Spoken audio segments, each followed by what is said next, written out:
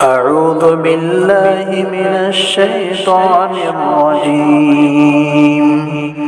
بسم الله الرحمن الرحيم. إنا نحن نزلنا الذكر وإنا له لحافظون. وقال في موضع آخر وَلَقَدْ يَسَّرْنَا الْقُرْآنَ لِلذِّكْرِ فَهَلْ مِن مُّدَّكِرٍ. محترم ناظرین، کل ہمارا سبق تھا تختی نمبر 4 حروف مدہ. حروف مدہ 3 ہیں، الف یا واو. ان کے متعلق کل بات آ گئی کہ حروف مدہ یہ جو ہے علم تجوید کے اندر ان تینوں کو کھینچ کر پڑھا جاتا ہے. کل کے سبق میں الف مدہ کا سبق آ چکا تھا، آج یائے مدہ کا سبق ہے. اب یہاں پر اوپر پہلے یہاں پر تختی دی گئی ہے، اس تختی کو اچھی طرح سے آپ یاد کر لیں، یہ بہت اہم اور ضروری ہے. اکثر جگہ اس چیز کی طرف توجہ نہیں دی جاتی تختی کی طرف، تو جس کی وجہ سے یہاں پر جو سبق ہے نیچے کا سبق یہ پڑھنے میں دشواری ہوتی ہے اور یہاں پر غلط سلط پڑھا جاتا ہے، تو پھر اس کا اثر یہاں پر مشق میں پڑتا ہے. پھر یہاں پر جیسی مشق جیسی پریکٹس ہوگی اسی کے تحت جو ہے قرآن پاک کے اندر طرح طرح کی غلطیاں ہو جاتی ہے. یہ مشق ہے، پریکٹیکل یہاں پر دیا گیا ہے. اس کو پڑھنا آنے کے لیے اس کو اچھی طرح سے پڑھنا چاہیے، اور اس کو اچھی طرح پڑھنے کے لیے تختی کو اچھی طرح سمجھنے کی ضرورت ہے.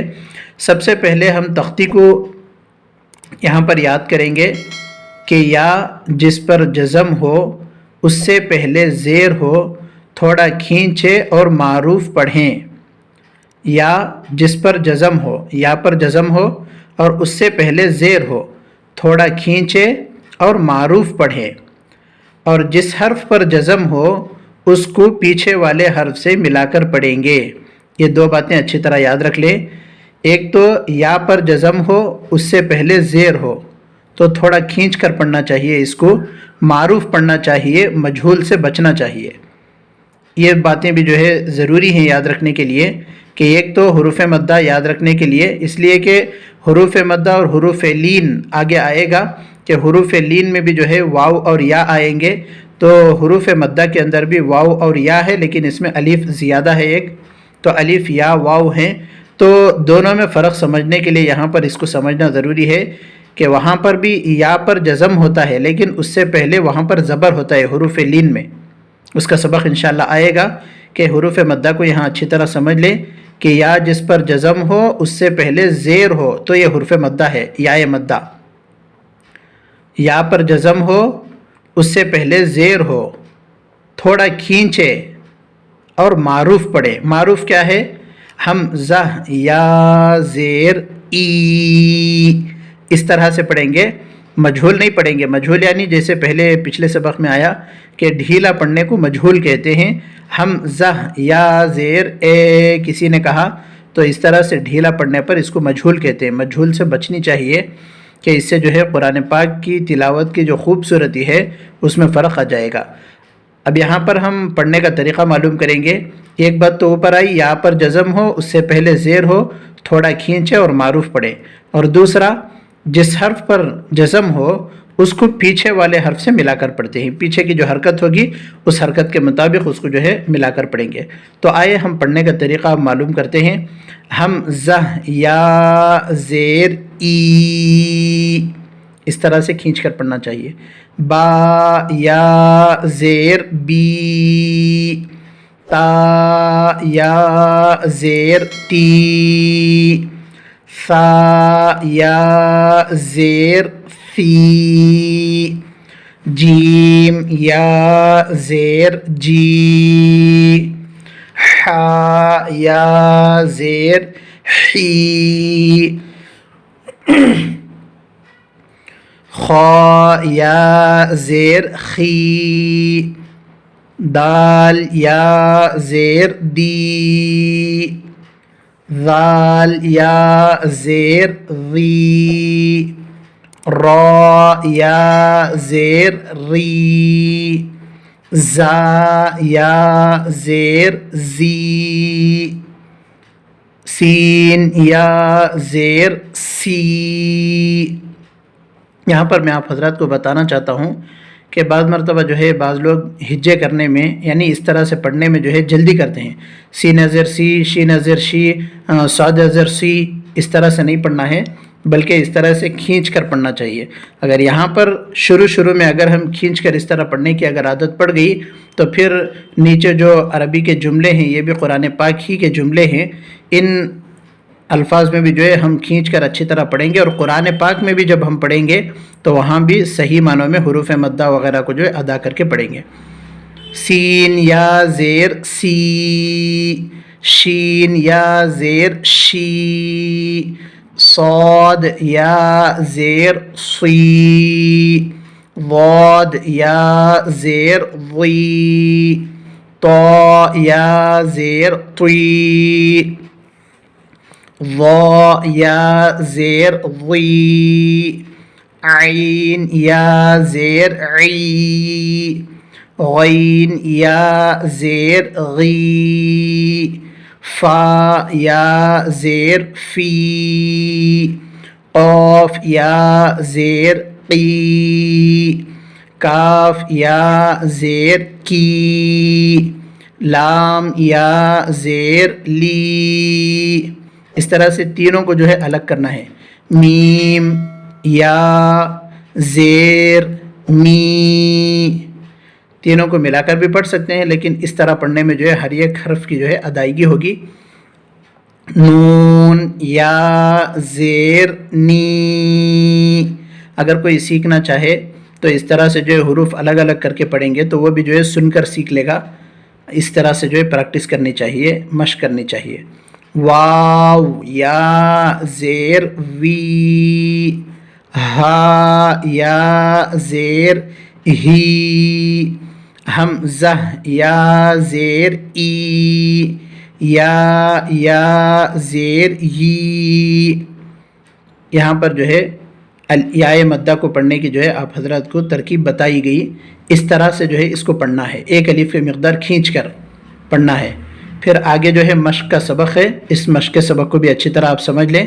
سب سے پہلے مشق کے اندر رواں آپ حضرات سن لیں، اس کے بعد آپ کو ہجوں کا طریقہ بھی بتایا جائے گا۔ مشق دینی، بعض مرتبہ جو ہے بچے ہوں یا بڑے جلدی میں جو ہے نہیں دیکھتے تو دینی کہہ دیتے ہیں، نہیں بلکہ اوپر ہم نے دال یا زیر دی جو پڑھا، یعنی یا پر جزم ہو اس سے پہلے زیر ہو تو تھوڑا کھینچے۔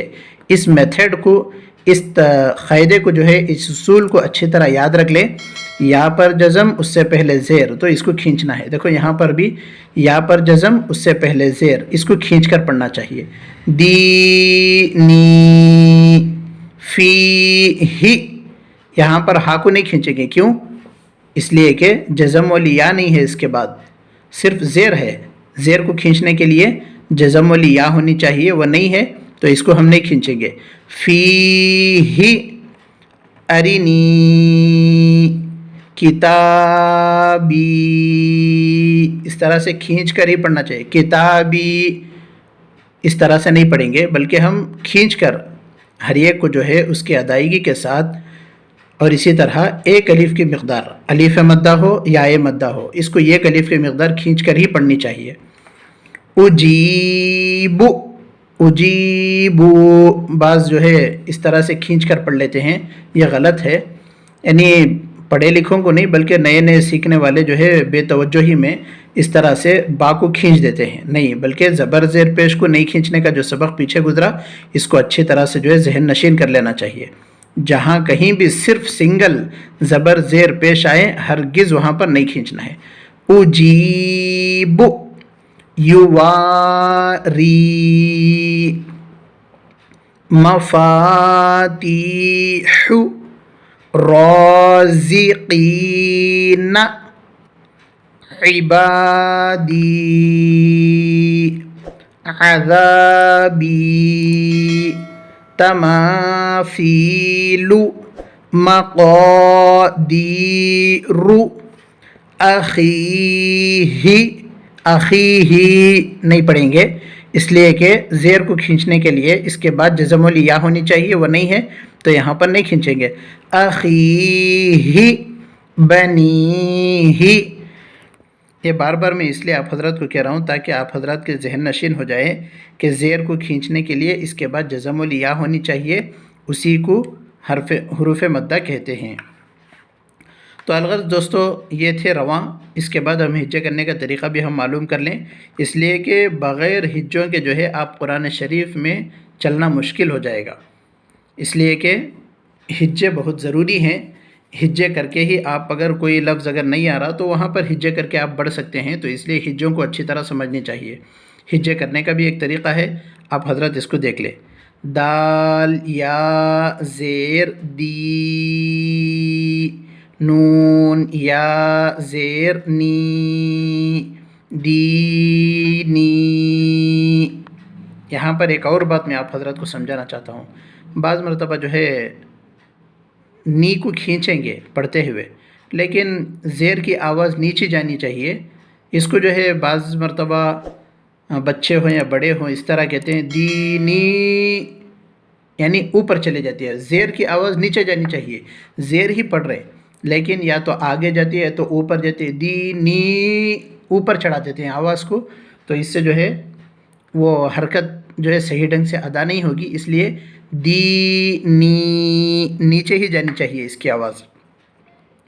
فیہ ارینی، کتابی، کتابی اس طرح سے اوپر نہیں چڑھانا چاہیے آواز کو بلکہ نیچے ہی. کتابی، اجیب، یہاں پر ہجے چل رہے تھے. فا یا زیر فی، ہا زیر ہی، فی، ہم زبر ا. اس بات کو بھی جو ہے پیچھے بتایا گیا تھا کہ اس کو الف نہیں کہیں گے بلکہ الف وہ ہوتا ہے جس کے اوپر کوئی حرکت نہیں ہوتی. الف پر اگر زبر، زیر، پیش، جزم، تشدید کچھ بھی اگر آ گیا، حمزہ بھی اگر آ گیا تو وہ الف الف نہیں رہا بلکہ حمزہ ہو جائے گا. تو یہاں پر ہم زبر ا، را زیر ری، اری، نون یا زیر نی، ارینی، کاف زیر کی، تا الف زبر تا، کتا، با یا زیر بی، کتابی، ہم پیش او، جیم یا زیر جی، اجی، با پیش بو، اجیبو. پیچھے بھی جو ہے ہجوں کا طریقہ بتایا گیا تھا کہ دو دو حرف کو جو ہے ہجے کر کے ملائیں گے. ہم پیش او، جیم یا زیر جی، ان دونوں کو پہلے ملائیں گے بعد میں با کو پڑھیں گے. ایسا نہیں کہ پوروں کو ایک مرتبہ ہجے کر لیے تو پھر جو ہے ملانے کے لیے جو ہے مشکل ہو جائے گی. یعنی ملا سکتے ہیں لیکن جو مبتدی ہوں، شروع ابھی پڑھنے والے ہوں، تو ان کے لیے پیچھے کے جو ہے صحیح ڈھنگ سے ملانے کے لیے دشواری ہوگی. اس لیے ہجوں کا طریقہ جو ہے ایسا ہی ہے. جیسے یا پیش یو، واو الف زبر وا، ان دونوں کو پہلے ملائیں گے. یو وا، را یا زیر ری، یو واری، میم زبر ما، فا الف زبر فا، مفا، تا یا زیر تی، مفاتی، حا پیش حو، مفاتیح. اس طرح سے انگلی بھی رکھنا چاہیے، انگلی رکھیں یا پین رکھیں جو بھی ہو. مفاتیح، اس طرح سے ایک ایک کو الگ الگ کر کے بھی جو ہے ہم پڑھنا چاہیے. سیکھتے وقت جو ہے اس طرح سے انگلی رکھ کے ایک ایک کو الگ الگ. مفاتیح، اس لیے کہ جو ہم پڑھ رہے ہیں اس کے مطابق اگر ہماری انگلی چلے گی تو وہاں پر ذہن نشین بھی ہو جائیں گے کہ اس کو کس طرح سے پڑھنا ہے، میں کیا پڑھ رہا ہوں اور کون سے حرف کو کس طرح سے پڑھنا چاہیے. یہ سب باتیں ذہن نشین ہو جائیں گی. را الف زبر را، زا زیر زی، رازی، قاف یا زیر قی، رازقی، نون زبر نا، رازقین، عین زیر عی، با الف زبر با، عبا، دال یا زیر دی، عبادی، عین زبر ع، ذال الف زبر ذا، عذا، با یا زیر بی، عذابی، تا زبر تا، میم الف زبر ما، تما، سا یا زیر سی، تماسی، لام پیش لو، تماثیلو، میم زبر ما، قاف الف زبر قا، مقا، دال یا زیر دی، مقادی، را پیش رو، مقادیرو، اخیہی، ہم زہ زبر ا، خا یا زیر خی، اخی، ہا زیر ہی، اخیہی، بنیہی، با زبر با، نون یا زیر نی، بنی، ہا زیر ہی، بنیہی۔ دوستو یہاں پر تختی نمبر 4 کے اندر یائے مدہ کا سبق تو ہو گیا۔ کل جو تختی نمبر 4 میں الف مدہ ہم نے پڑھا تھا، الف مدہ کے اندر یہ ایک بات یہاں پر چھوٹ گئی تھی، وہ یہ کہ تختی نمبر 4 سے جو ہے ایک نیا کام شروع ہوتا ہے۔ ایک تو تختی کا یاد کرنا، پھر اس کے بعد ان حروف کا پڑھنا، پھر اس کے بعد اس کے رواں کا پڑھنا مشق کے، اور اسی طرح ان کے ہجے کرنا، پھر اس کے بعد ایک اور کام آتا ہے قاعدے بولنا، اجرائے قواعد جس کو کہتے ہیں۔ تو اس کو جو ہے کل سبق میں جو چھوٹ گیا تھا، تو آپ اب جو ہے اس کو یاد کر لیں، بہت آسان ہے۔ الف مدہ ہو، یائے مدہ ہو، واو مدہ ہو، تینوں کا سب جو ہے ایک ہی طرح کا قاعدہ ہے، بس تھوڑا سا فرق ہوتا ہے۔ دیکھیں آپ کو معلوم ہو جائے گا، زا الف زبر زا اس طرح ہے، تو یہاں پر ہم کہیں گے حروف مدہ میں سے الف ہے، الف سے پہلے زبر ہے، یہ حروف مدہ کا قاعدہ ہے۔ یہاں پر ایک الف کی مقدار کھینچ کر پڑھنا چاہیے، اس کو الف مدہ کہتے ہیں۔ دوبارہ آپ سن لیں، حروف مدہ میں سے الف ہے، الف سے پہلے زبر ہے، یہ حروف مدہ کا قاعدہ ہے۔ یہاں پر ایک الف کی مقدار کھینچ کر پڑھنا چاہیے، اس کو الف مدہ کہتے ہیں۔ حروف مدہ میں سے الف ہے، الف سے پہلے زبر ہے، یہ حروف مدہ کا قاعدہ ہے۔ یہاں پر ایک الف کی مقدار کھینچ کر پڑھنا چاہیے، اس کو الف مدہ کہتے ہیں۔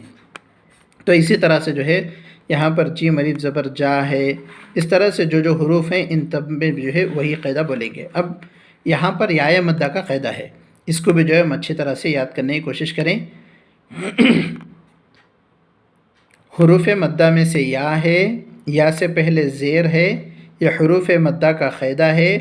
یہاں پر ایک الف کی مقدار کھینچ کر پڑھنا چاہیے، اس کو یائے مدہ کہتے ہیں۔